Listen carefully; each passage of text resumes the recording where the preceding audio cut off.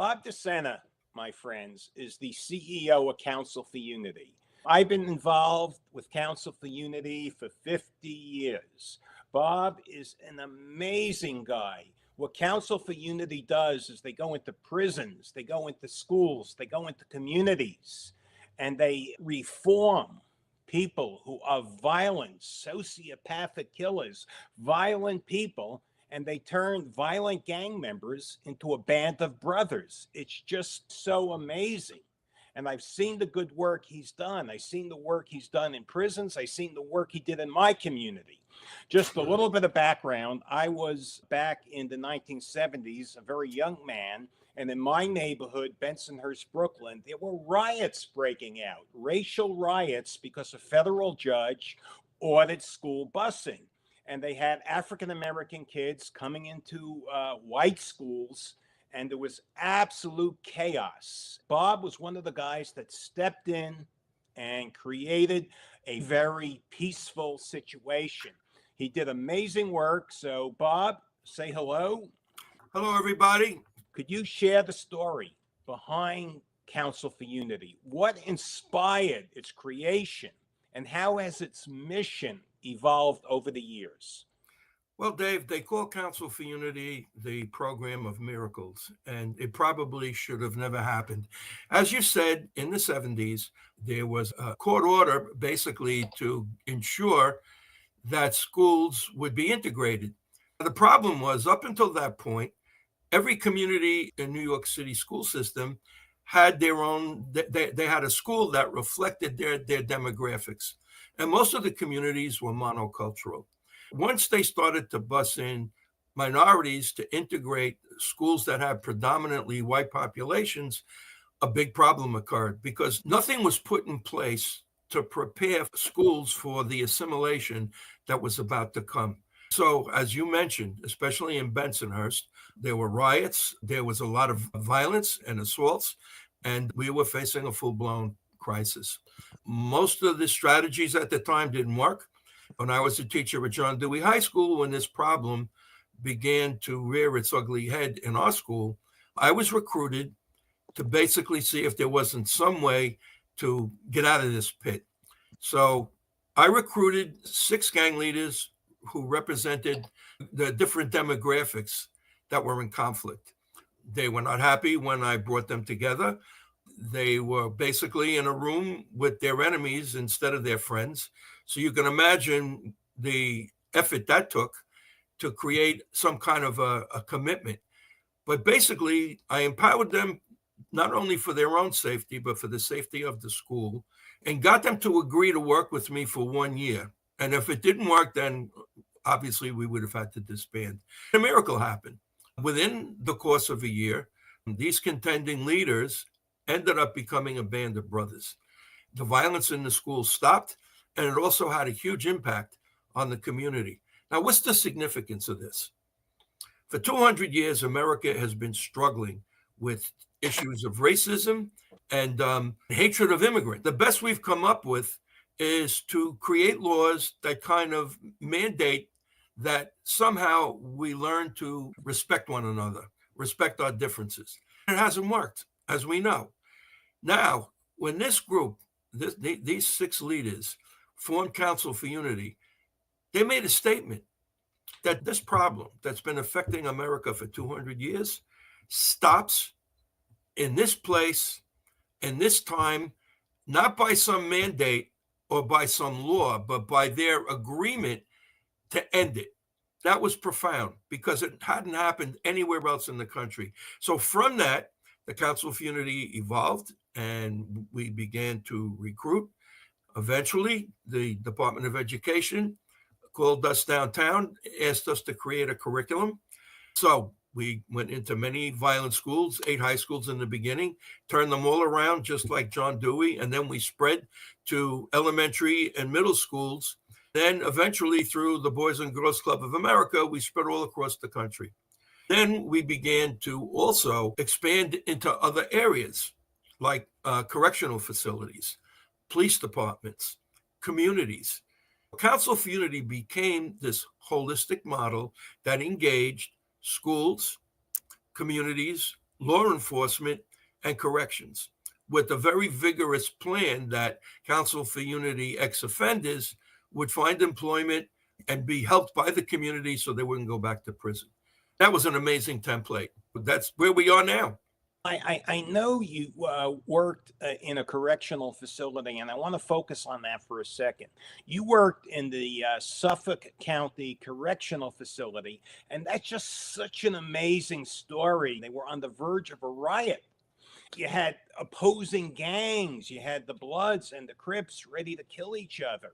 You came in and you created not only peace, but you created harmony. You created a band.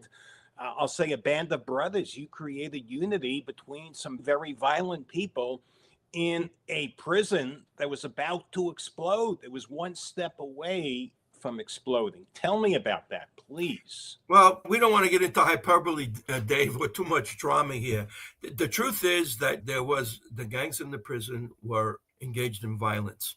The sheriff basically said to me, I'm probably out of my mind for taking this program because I don't think it's going to work. He said, but if you're crazy enough to go down to the chapel and meet with because I'm going to send all the gang leaders to meet you. There's going to be one sergeant at the desk who was a female. And if they decide to come after you, there's not a thing we can do to stop that. Let me interject just for a quick second. I saw the video. I saw that sergeant interviewed. She said there was about to be a riot. Those were her. She was afraid that there was going to be a full-scale riot. And she didn't want to be there. Yeah. She didn't want to be there. Go ahead, because... But she did. I think, honestly, there was an explosive situation, and these people were very violent, and they were hurting each other. In order for your audience to really get a grasp of what I'm saying, because if I was sitting with AR, I wouldn't believe one word that either you or me said. So my suggestion is going to be, for everyone who's listening and is genuinely interested, log on to www.counselforunity.org and click on the videos of men wearing green, and you will see exactly what I'm saying. It's probably a subject for an in-depth video of how I was able to make that happen, because people said, what did you say to these people? I had a pretty dark youth myself, and not that I want to get into details here, but I was in some really dark, violent situations myself. I was not unfamiliar with the life. When you are in that life, generally three things happen. One, if you want to inherit the family they're offering you, you got to commit a criminal act. The second reality is that they're going to rob you of your free will, which means you're going to have to do things you don't want to do, or else. The only outcome from that milieu is prison or the cemetery. Any byproducts of that affect your personality. One is depression. The second one is rage. And the third one is self-hate. None of those things were strangers to me. So when I describe my experience and how somebody saved me, got me out of that, I basically said to them, there's only one reason I'm here. I got a second chance. And I'm here to offer you the same thing. If you go on Riverhead Prison and Founders and Forefathers, the Founders and Forefathers is narrated by a first Crown of the Latin Kings, who was the shot caller for the Latin Kings in Suffolk County Correctional. He basically validates what we're sharing here. He said all the gang leaders came down. We met with Bobby. We fell in love with the program, and the rest is history. We transformed that facility. There are multiple videos that validate that. Our participants in Suffolk County Correctional made that video because we were going into Rikers Island. They wanted to show the mostly young people who were going to be joining our program that Counsel for Unity works, because it worked for them. They basically talked about 8 steps that they went through using our curriculum that changed their lives. The ultimate conclusion here, and it was stated in the gang conference video, which is also on the website, the Commissioner of Corrections, Bryan Fischer, basically gave testimony to this, and that is that people can change. If you offer them a better path and it has value for them, they're going to take it. That pretty much has been our experience. What you did is amazing. I'm going to play some of the videos on LinkedIn for my audience. I'm going to upload them. We already talked about that. You gave me permission to do it. So I'm going to share that with my people. Let me ask you this. The challenges of gangs in institutions, like, for example, the Metropolitan Detention Center, MDC, I'm reading about it in the newspapers right now. That place is a jungle. What strategies would Council for Unity implement to mitigate gang influence, promote rehabilitation, and make a jail like the MDC a better place for both the inmates and the correction officers? Dave, it's not really up to us. It's really up to the facilities themselves. Number one, they have to provide funding. This is not a program that's free. Number two, they have to support what we're doing. When I started the program at John Dewey, the principal came to meet with all the Council for Unity members, and he said, this is the single most important program in Dewey because it's going to guarantee that we are free from violence and free from discrimination. The sheriff at Suffolk County Correctional at the time pretty much did the same thing. He said, I'm supporting this because I think it's good for you. If you're an inmate, and I don't want to use that word, if you're an incarcerated person, it's a fair question to say. Excuse me, an adult in custody. Or a young person who's incarcerated. What's in it for me? The bottom line in what I have shared is it's bad enough that you're in hell already. Having to live every day, waking up, not knowing who's going to stick a shiv in your back or who you're going to have to kill in order to survive that day, just compounds your hell. If you create a Council for Unity where we bring everybody together, there's nobody left to fight, and there's nobody left to make fun of. So the great byproduct of unity is that it absolutely stops violence. Again, I'm going to say it. You bring everybody together, there's nobody left to fight. What's in it for them is safety. Then once there's safety in a facility, the next step is that incarcerated people can start taking advantage of programs that are available to them. In a lot of our facilities, you can get training in all the trades. You can get an associate's degree, a bachelor's degree. I know that when Bryan Fischer was the superintendent at the incarcerated men there were able to get a master's degree. Wow. Bottom line, Dave, I think, is that you have to introduce hope. If people don't have hope, they have nothing to lose. If they have nothing to lose, you better look out, because if they don't care if they live or die, they don't care if you live or die either. A lot of things would have to come together in order for us to do what you are suggesting. It would have to be a commitment on the part of the facility itself to support Council for Unity. Well, of course, this is a program that's good for everyone.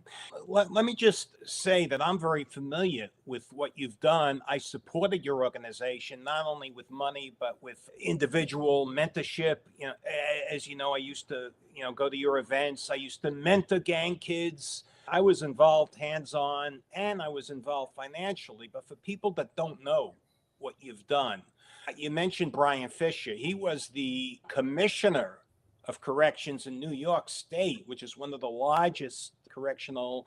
And Council for Unity, as he will admit, was instrumental in making that happen. If your followers also go on the website and click our gang conference, which was probably the most compelling gang conference in the last 20 years, they are going to see former gang leaders sharing their experience in Council for Unity and their transformation. Commissioner Fischer said that Council for Unity is probably the best program I know of to help young people get out of gangs. He said Council for Unity proves one thing: people can change. Sheriff DeMarco followed him and said the same thing. He said, I go down, I visit the men, and through Council for Unity, they take their mask off.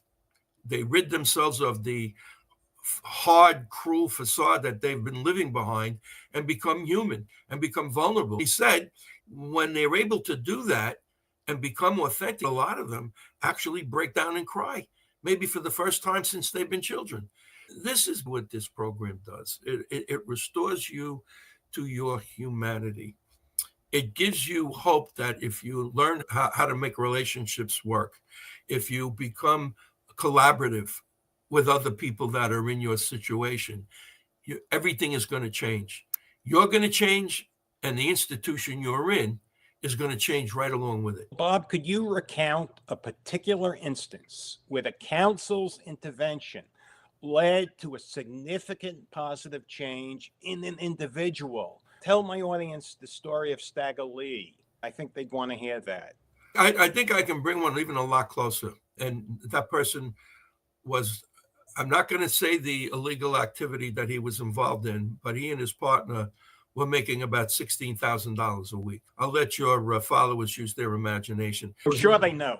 But okay. There was a riot in Erasmus Hall High School. I was called in. It was basically a race riot. Ironically, it was between African Americans, Jamaicans, and Haitians. At the time, the Haitians were at the lower end of the social hierarchy in the school.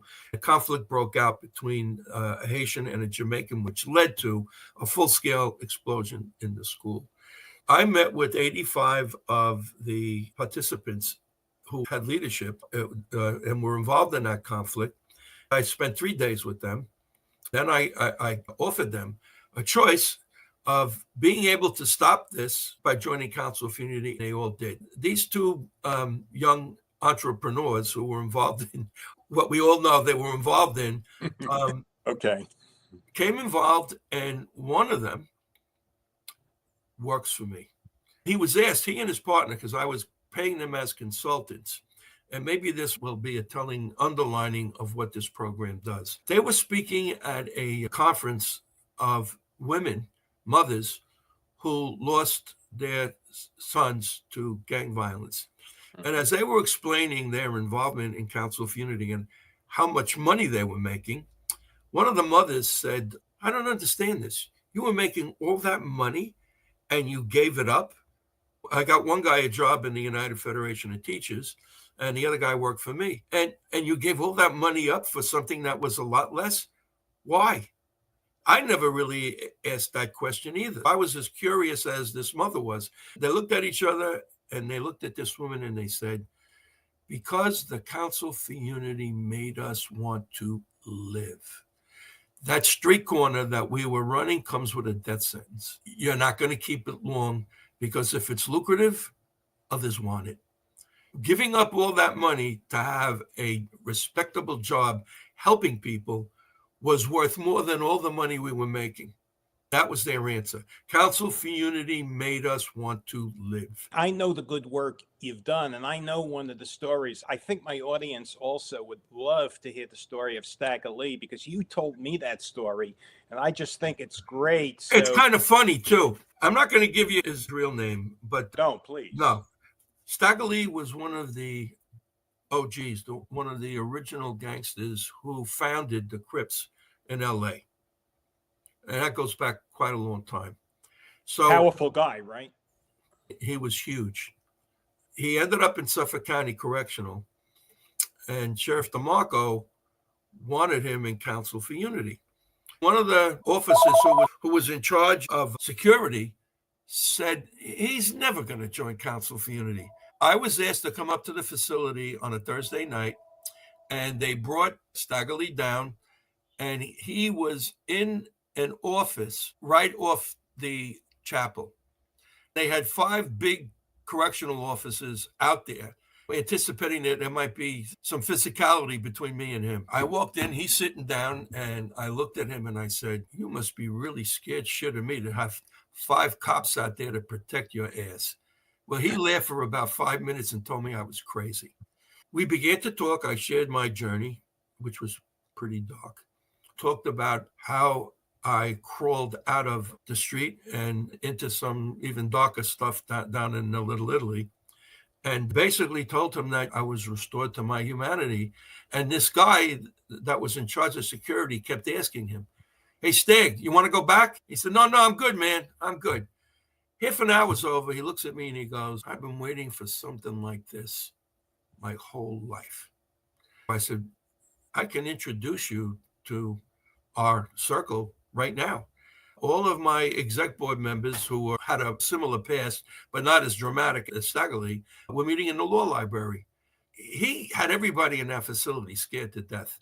And I walk in with him, and a couple of the younger guys went, "Dag, you Staggerly." You know what he said? "Do me a favor. I just joined Council for Unity. Call me Daryl." Now, that's a transformation in a half an hour. He became a force, and eventually, when he got out, I hired him. If anybody wants to meet him, go on the website and click on Gang Conference, and you can hear Staggerly speak. That's amazing. I just have one thing to say. You have done such good work, and I've seen it firsthand.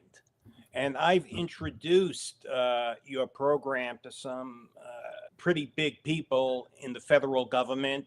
One of my brothers in Christ, Michael Francis, he was a former The capo.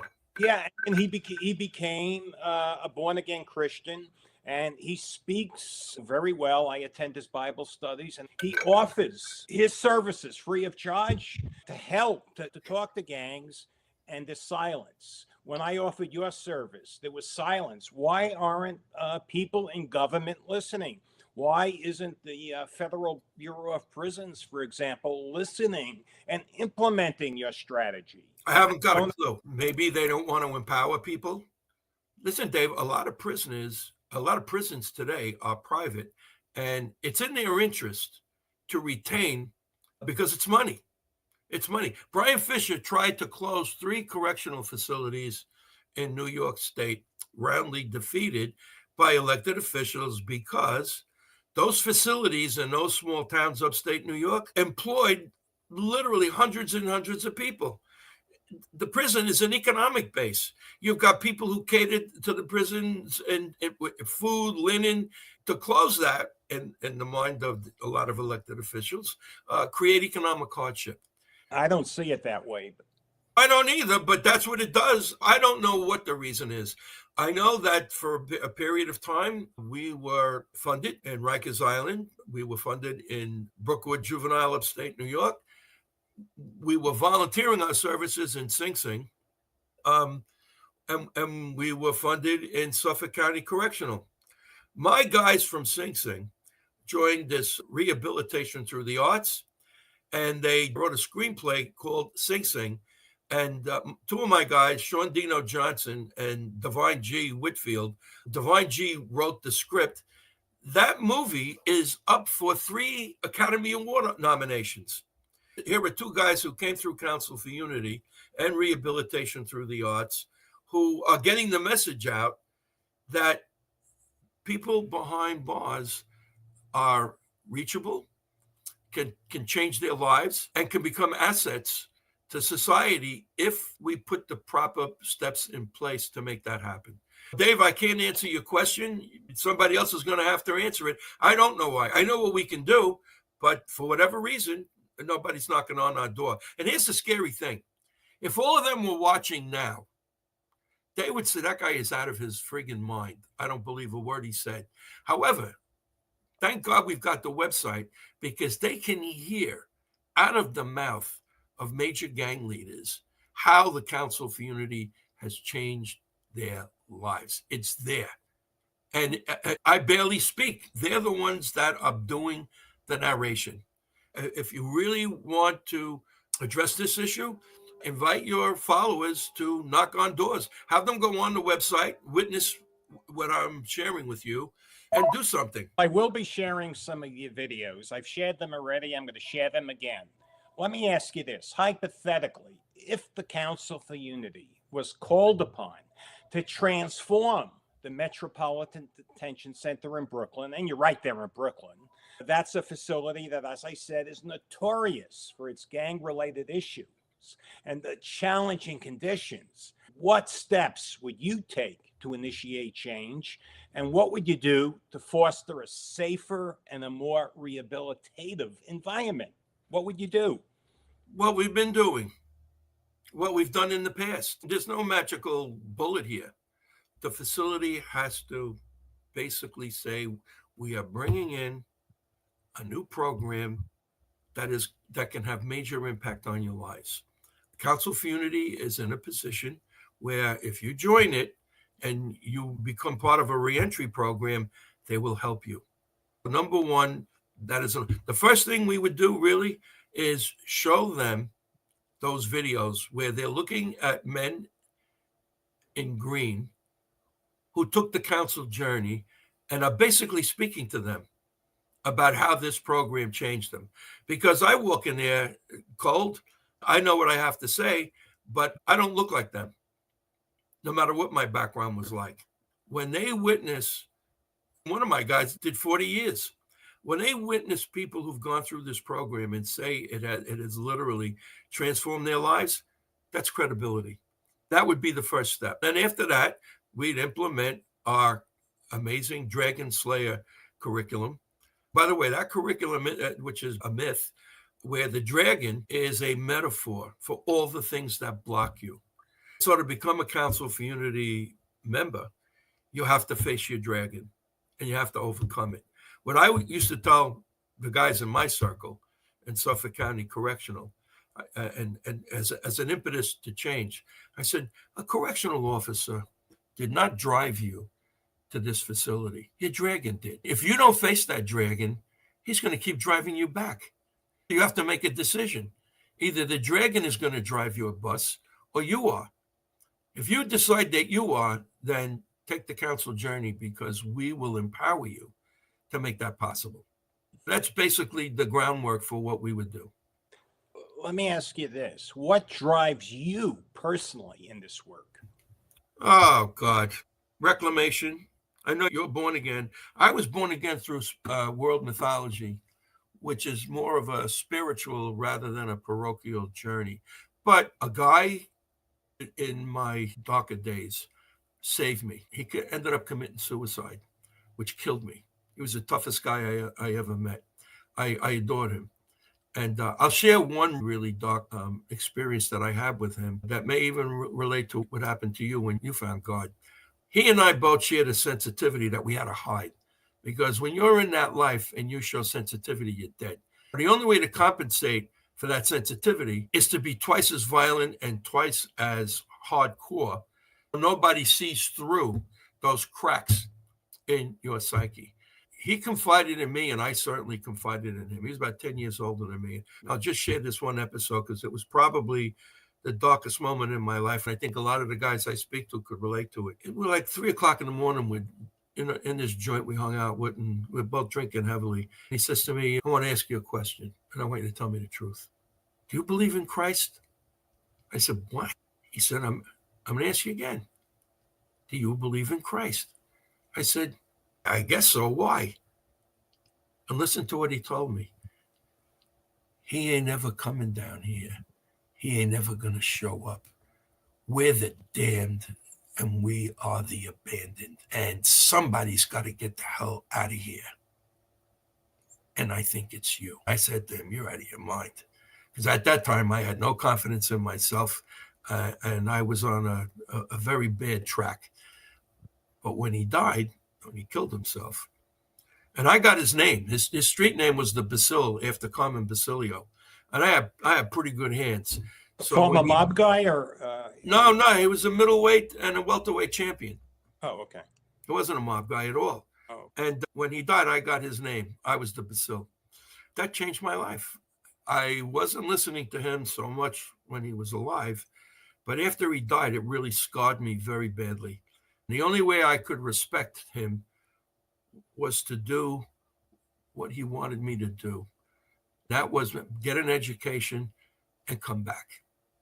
Whether it's a correctional facility or a school that is experiencing major conflict, I'm going back to the life I left, and I'm coming back with a story that I found reclamation and that it's possible. That's basically it. Well, Bob, you've done such amazing work. I saw firsthand back in the 70s, we're in a high school that had, I'll say, I was white, but, white people, I wasn't like that, but there were white people that just hated the African-American community, and you made them not only tolerate each other, because it was more than that, You made them friends. You made them brothers in an environment back in Bensonhurst, Brooklyn, back in the 70s. That was unheard of. You really work miracles. And I'm just amazed. Dave, I think there's a script for all of us, and we follow it. I'm not going to say that a lot of those guys hated blacks. Their basic thing was, look, you stay where you are, because they were in school. There wasn't a lot of violence in the school at all. Not in our school, no. No. Was the antipathy there? Sure. Yeah. But the basic message was, look, you stay where you are, we'll stay where we are, and in that lies the peace.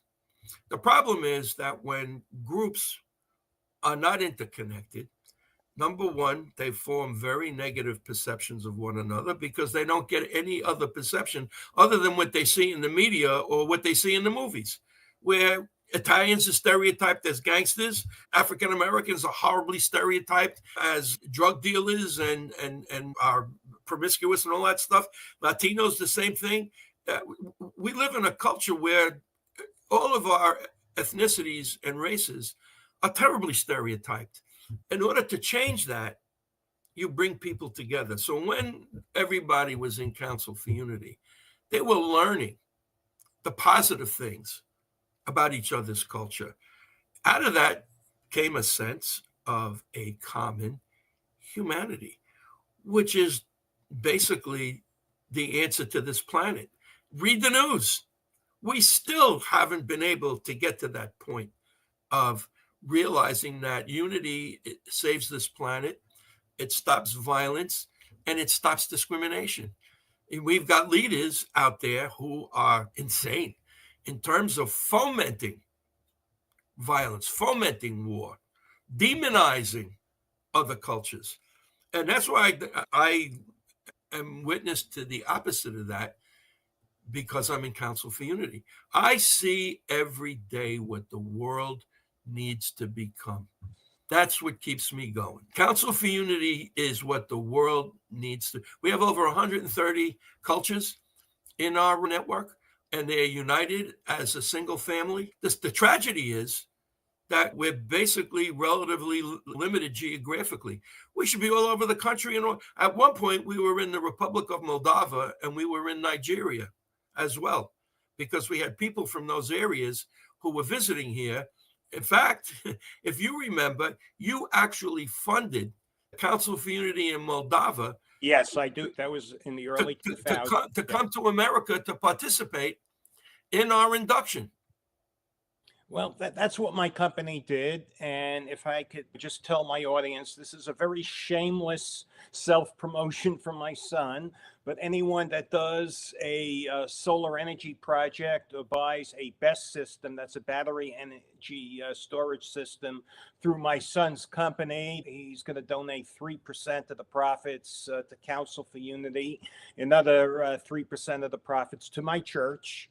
Shameless self-promotion. I'll get past that because that's not the purpose of my podcast. I want to tell people about Council. But one of the things I want to point out, I attend all of Michael Francese's events, and I find him very dynamic and very powerful.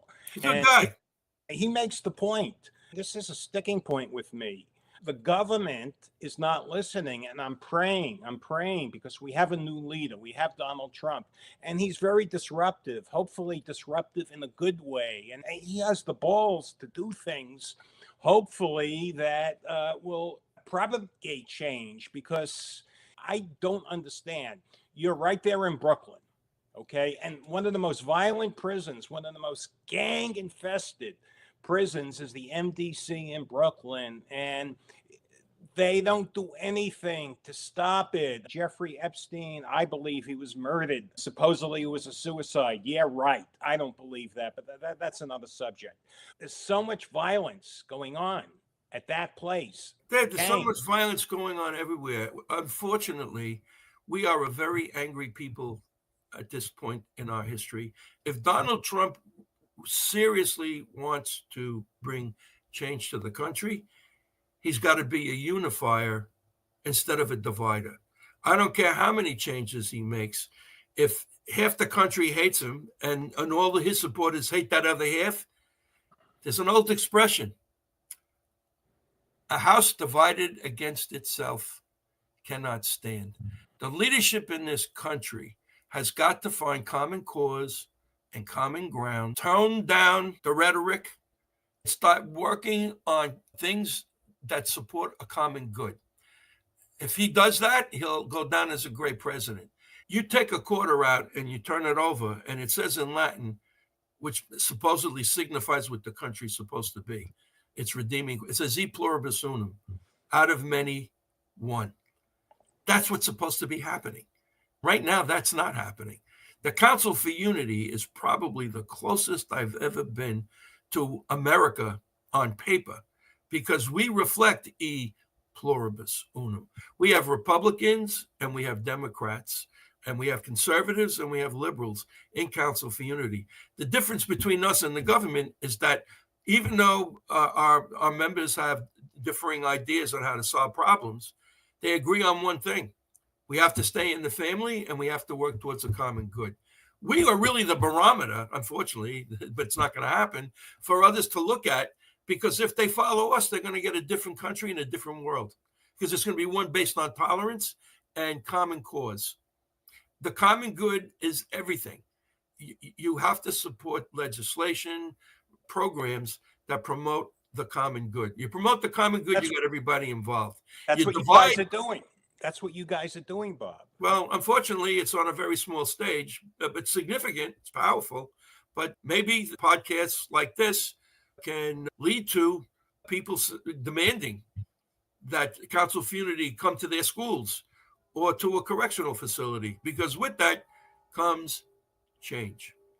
And that's what we need. Bob, I thank you for joining me today. I thank you so much for taking the time out of your very busy schedule to address my audience. Before we leave, looking ahead, what are your aspirations for the Council for Unity? Are there any new initiatives or areas of focus that you plan to explore to further the organization's impact? Obviously, Dave, you used the word shark a lot.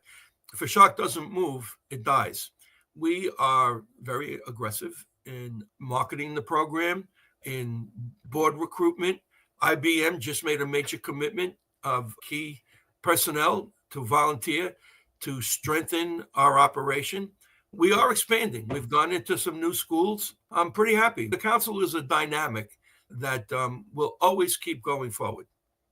I want to thank you for joining me. We'll be back again. I'll bring Bob back. Bob, thank you so much for joining. It was a pleasure, Dave. I enjoyed it myself. And salute to all of your followers. I hope you found this meaningful. Everyone, my LinkedIn family, thank you for joining me. God bless you. Have a great day. God be with you all.